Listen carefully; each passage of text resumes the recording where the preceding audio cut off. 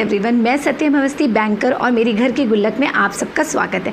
आज जिस टॉपिक पे मैं बात करने जा रही हूँ वो है हेल्थ इंश्योरेंस। जिस तरह से कोरोना में ये सारी चीज़ें तबाह हुई हैं ना, जो फर्स्ट वेव और सेकेंड वेव में, उससे ये लगता है कि हेल्थ इंश्योरेंस आज की डेट में हम सबकी ज़रूरत है। हेल्थ इंश्योरेंस के बारे में मैं आपको फटाफट से बता देती हूँ। ये एक ऐसा इंश्योरेंस या एक ऐसा कवरेज जो आपके हेल्थ से रिलेटेड जितने भी एक्सपेंसेस हैं उनको कवर करता है। अब हेल्थ इंश्योरेंस की हमें ज़रूरत क्या है, आज की डेट में हमें हेल्थ इंश्योरेंस क्यों लेना चाहिए। सबसे पहली बात भाई, we are our own asset. हम खुद एक बहुत इंपॉर्टेंट एसेट है। आप कार खरीदते हैं, कार इंश्योरेंस कराते हैं, हाउस खरीदते हैं, होम इंश्योरेंस कराते हैं, आप इवन गोल्ड खरीदते हैं, गोल्ड इंश्योरेंस कराते हैं, आजकल तो मोबाइल फ़ोन इंश्योरेंस तक हो गया। तो भाई जो सोल अर्नर है, आप खुद कमाते हो, आपके ऊपर पूरा घर डिपेंड करता है, तो आपका खुद का इंश्योरेंस भी तो बनता है ना। इन केस आप हॉस्पिटलाइज्ड हो जाते हो तो भाई उसका कवरेज तो बनता है ना। That is why it is very important. And आज की सिचुएशन देख कर तो बहुत ही ज़्यादा इम्पॉर्टेंट है। दूसरी बात कि जो सेविंग्स आपने सेव करके रखी हुई हैं कि भाई अपने फ्यूचर ड्रीम्स के लिए, बच्चों के लिए, पढ़ाई के लिए, माँ बाप के लिए, अपने लिए कि हम वर्ल्ड टूर पे जाएंगे, वो सारी सेविंग्स एक झटके में वैनिश हो जाती हैं। आप आज के डेट में देख लीजिए जिस तरह का सिनारियो है, अगर आप हॉस्पिटलाइज्ड हुए तो मतलब 10 लाख, 15 लाख, 20 लाख तक के भी बिल लोगों के आते हैं। एंड ये सच है, आप सबको पता है ये सारी चीज़ें। तो to fulfil all this requirement we require health insurance. Thirdly, जो आज की मेडिकल इन्फ्लेशन, आपने देखा ही होगा कि आज की डेट में हमारा मेडिकल इन्फ्लेशन दिन पे दिन बढ़ता चला जा रहा है। जो चीज़ पहले 100 रुपये की थी अब वो 500 रुपये की हो गई है। अगर डॉक्टर की फ़ीस ही बोली जाए तो पहले 100 रुपये, अब 400, 500 रुपये, 1000 रुपये तक मतलब we have to pay. And करनी पड़ती है क्योंकि जब इंसान के लाइफ पे बन के आती है ना तो we all are ready to pay. And आज चौथा पॉइंट है कि जिस तरह की हमारी लाइफस्टाइल हो गई है, अभी देखिए पिछले 1 साल से तो सब कुछ ऑनलाइन ही हो रखा है। हमारी जिस तरह का पोस्चर्स हैं, जिस तरह हम बैठते हैं, सारी जॉब हमारी ऑनलाइन हो चुकी हैं। हमारा मतलब अभी we are not having healthy lifestyle. तो अभी जो लाइफस्टाइल डिजीज़ेस जो अभी उभर के आ रही हैं, जो कि यंग जनरेशन को बहुत ज़्यादा इफेक्ट कर रही हैं, डायबिटीज़, बीपी, आजकल यंग जनरेशन भी यू कैन सी इवन बच्चों को चश्मे लग जा रहे हैं। तो to fight all these things we require a coverage, क्योंकि हमें बहुत यंग जनरेशन भी हमारी इससे इफेक्ट हो रही है। अब और जितना जल्दी आप इंश्योरेंस कराएंगे उतना ज़्यादा आपको फ़ायदा होता है। पहली बात, एक तो प्रीमियम कम आता है, आप यंग एज में कराते हो आपका प्रीमियम कम आएगा। दूसरी बात, आपकी मैक्सिमम डिजीज़ आपकी उसमें कवर हो जाती है, क्योंकि ये माना गया जैसे जैसे एज बढ़ती चली जाती है हम प्रोन हो जाते हैं, क्योंकि हमारी इम्यूनिटी वीक होती है। हम सबको पता है विद द ग्रोइंग एज हमारे अंदर बहुत सारी चीज़ें आने लगती हैं। तो इसीलिए जितनी जल्दी हम अपने आप को इंश्योर्ड करा लें उतना ज़्यादा अच्छा होता है। अब आप ये पूछेंगे कि भाई ये तो ठीक है चलो करा लिए, लेकिन हम कैसे जज कैसे करेंगे कौन सी पॉलिसी में हमें इन्वेस्ट करना चाहिए, कौन सी पॉलिसी में हमें इन्वेस्ट नहीं करना चाहिए। तो मैं यहाँ पे आपको कुछ पॉइंट्स दे रही हूँ जिनको आप ध्यान से नोट डाउन कर लीजिए कि ये पॉइंट्स ज़रूर आप ज़रूर देखिए जब भी आप किसी पॉलिसी में इन्वेस्ट करने जा रहे हैं। सबसे पहला पॉइंट, जो भी आप पॉलिसी ले रहे हैं उसमें कैशलेस ट्रीटमेंट का ऑप्शन ज़रूर होना चाहिए। 2 तरह के क्लेम सेटलमेंट होते हैं, एक रीइंबर्समेंट होता है, एक कैशलेस। आपकी पॉलिसी में कैशलेस ज़रूर होना चाहिए, क्योंकि बहुत सारी बार ऐसा देखा गया कि एट अ टाइम जब आप इलाज कराने जाते हो तो हमारे पास उतना कैश नहीं होता, तो इसीलिए कैशलेस ट्रीटमेंट प्रेफर किया जाता है ओवर एंड अबव रीइंबर्समेंट के केस में। दूसरा, नेटवर्क हॉस्पिटल।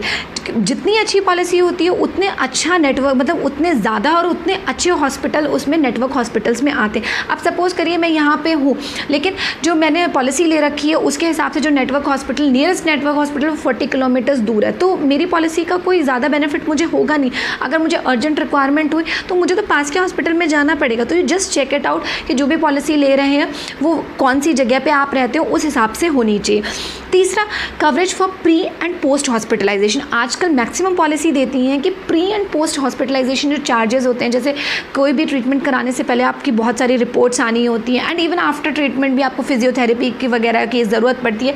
तो ये सारे जो चीज़ें हैं वो भी कवर होने चाहिए। आजकल जनरली होता है, लेकिन you just check before buying any policy. Fourth, claim settlement ratio. ये आपको बहुत आराम से जब भी आप पॉलिसी में लेते हो तो प्लीज़ इंश्योर करिए। अगर 90% के ऊपर है या 90% है, आँख बंद करके आप उस पॉलिसी को ले सकते हो, बिकॉज दैट मीन्स कि कंपनी अपने मैक्सिमम क्लेम को सेटल कर रही है और अच्छे से कर रही है, दैट मीन्स, ठीक है। तो ये वाला एक क्लेम सेटलमेंट रेशियो ज़रूर देखिए जब भी आप एक पॉलिसी लेते हैं। मोर देन हॉस्पिटलाइजेशन का मतलब ये होता है कि कई बार हमें ये देखा गया कि हॉस्पिटलाइजेशन के बाद भी हमें नर्सिंग की ज़रूरत पड़ती है, डे केयर की ज़रूरत पड़ती है, हमें घर में ही वो फैसिलिटी चाहिए होती है। तो ऐसी पॉलिसी लीजिए जिसमें ये सारी फैसिलिटी भी आपकी इंक्लूडेड हो। रिस्टोरेशन बेनिफिट का मतलब होता है कि सपोज़ करिए एक फैमिली है, उसने फैमिली प्लान लिया, आप जो कि हेल्थ इंश्योरेंस लिया जिसका कवरेज है अप टू 5 लाख। उसमें क्या होता है कि हस्बैंड सबसे पहले हॉस्पिटलाइज्ड होता है, जिसके इलाज के लिए पूरा 5 लाख कंज्यूम हो जाता है। कुछ दिन बाद वाइफ भी बीमार हो जाती है, वो भी हॉस्पिटलाइज्ड हो जाती है, उसके उसमें खर्चा आता है, मेडिकल एक्सपेंस आता है 3 लाख। देन आफ्टर कुछ दिन बाद बच्चे भी हो जाते हैं, उसमें भी खर्चा आता है 2 लाख रुपए। तो अब जो हस्बैंड का 5 लाख हुआ वो भी कवर हो गया, 3 लाख जो वाइफ का हुआ वो भी कवर हो गया, जो बच्चों का 2 लाख होगा वो भी कवर हो गया। This is restoration benefit. लेकिन इस केस में ये ध्यान रखिए, अगर वो हस्बैंड फिर से दोबारा से हॉस्पिटलाइज्ड होता है तो इस टाइम पे कवरेज नहीं मिलेगा। लेकिन बाकी क्योंकि फैमिली प्लान है तो सबको मिलेगा, बाकी सबको भी मिलेगा, ठीक है। The 7th point is the copay clause. आप जब भी पॉलिसी लेना चाहते हो तो ये ज़रूर इंश्योर कर लीजिए कि आपकी पॉलिसी में इस तरह का कोई क्लॉज नहीं होना चाहिए। कोपे का मतलब होता है जैसे रेशियो, जैसे 10% पार्टी देगी, बाकी का 90% कंपनी देगी। मतलब अगर 1 लाख का बिल है तो 10,000 मैं दूंगी और बाकी 90,000 कंपनी दे। तो इस तरह की पॉलिसी अवॉइड करें। 8th point is insurance cap. Insurance cap का मतलब होता है कि जैसे बहुत सारी पॉलिसीज़ होती हैं जिसमें ये होता है कि मैटरनिटी पे सिर्फ 50,000 तक ही पे होगा, इस तरह की भी पॉलिसी में इन्वेस्ट मत करिए। 9th point is the waiting period. Before buying any policy you just check कि वेटिंग पीरियड क्या है, क्योंकि हर पॉलिसी का अलग अलग वेटिंग पीरियड होता है। कुछ का 30 होता है, कुछ का 45 होता है। तो आपके हिसाब से आपको कौन सा सूट करता है वो ज़रूर चेक कर लीजिए। 10वां पॉइंट, नो क्लेम बोनस। आप ये ज़रूर चेक कर लीजिए कि आपकी जो पॉलिसी है उसमें नो क्लेम बोनस है कि नहीं, कि अगर आपने कोई क्लेम ही नहीं करा है तो आपको एड ऑन बोनस मिलता है, जैसे आपको प्रीमियम में डिस्काउंट मिल जाएगा या आपको एक्स्ट्रा कवरेज मिल जाएगा, ये सारी फैसिलिटीज़ हैं कि नहीं। ये 10 पॉइंट जो मैंने बताए इसको प्लीज़ नोट डाउन ज़रूर कर लीजिएगा, और ये बहुत इंपॉर्टेंट पॉइंट है before buying any policy. Although मैं किसी पॉलिसी को एडवोकेट नहीं कर रही हूँ, पर बहुत सारी साइट्स हैं आप जिन पर जाके आराम से चेकआउट कर सकते हैं कौन सी पॉलिसी बहुत अच्छी है, और ये जो मैंने पॉइंट दी है इनके थ्रू आप चेक कर सकते हैं। जैसे पॉलिसी बाजार है, आप उसमें आराम से जाके चेक कर सकते हैं। अपार्ट फ्रॉम दिस, अगर आप मेडिकल हेल्थ इंश्योरेंस लेते हैं तो आपको टैक्स बेनिफिट भी मिलता है अंडर 80D अप टू 25,000 अपना, अगर आप खुद का लेते हैं बिलो 60 ईयर्स। अगर आप पेरेंट्स का लेते हैं जो कि अबव 60 ईयर्स हैं तो अप टू 50,000 आपको टैक्स बेनिफिट इसमें मिल सकता है। एंड द लास्ट थिंग जो बहुत इम्पॉर्टेंट है, इसको ज़रूर नोट करिएगा। देखिए, हेल्थ इंश्योरेंस जो है वो एक प्रोटेक्शन कवर है, वो कोई इन्वेस्टमेंट नहीं है। दूसरा, हेल्थ इंश्योरेंस को आप लाइफ इंश्योरेंस के साथ मत जोड़िएगा। हेल्थ इंश्योरेंस मतलब आप अगर मैं खुद की बात करूं तो अपने को बचाना, मतलब भाई लाइफ इंश्योरेंस तो आफ्टर लाइफ, भाई मैं अगर मतलब किसी को कुछ हो जाता है, उसकी डेथ हो जाती है, देन आफ्टर जो वो इनकम है उसको कवर अप करता है। इन दोनों चीज़ों में डिफरेंस है, तो इन चीज़ों को ज़रूर नोट डाउन करिएगा। इससे कंफ्यूज मत करिएगा, भाई मेरे पास तो LIC है ना। LIC नहीं, दिस इज़ हेल्थ इंश्योरेंस। आपको अगर हेल्थ इश्यूज़ आते हैं, आपको कुछ होता है, तो this is a health insurance.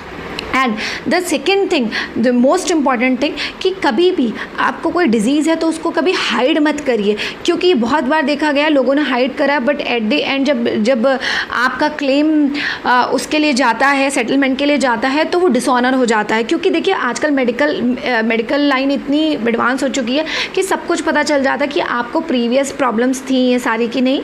तो इसीलिए ऐसा बिल्कुल हाइड मत करिए, आप क्लियरली ओपन बताइए कि आपका ऐसा इशू है। And trust me, if you follow all these points, you can buy a very good health insurance policy, and please do invest in health insurance policy, जो कि आज की हम सबकी डिमांड है। Okay, till then, bye, take care.